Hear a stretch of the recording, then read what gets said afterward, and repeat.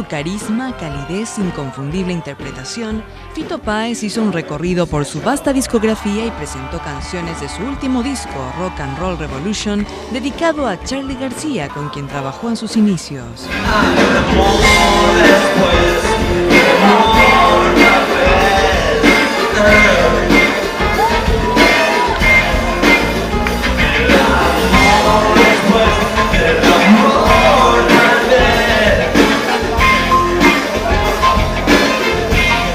El rosarino demostró sobre el escenario por qué es considerado uno de los íconos del rock argentino.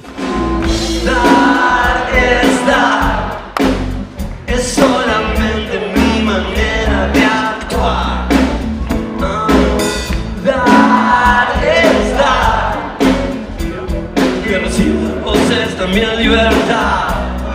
Lo que tengo todo será.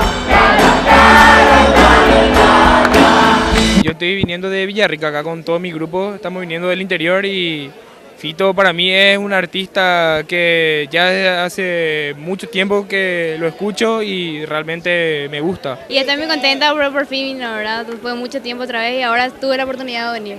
Un fanático total me considero. ¿Y hoy qué tema querés escuchar? Darle alegría a mi corazón es lo que quiero escuchar.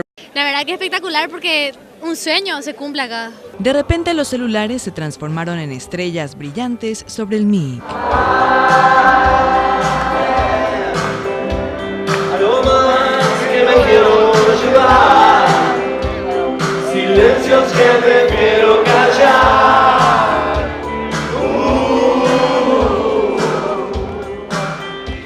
Un manto de polvo se formó después tras los primeros acordes de Mariposa Technicolor, que se desprende de su exitoso álbum Circo Beat, lanzado hace 10 años.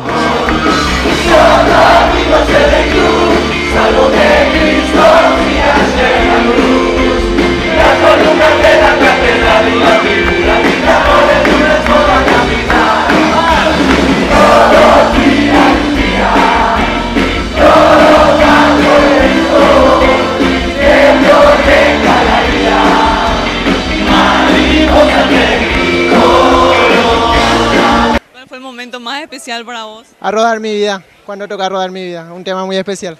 Y los tres más grandes del rock argentino, ¿quiénes son para vos? Primeramente está Charly, está Cerati y obviamente Fito.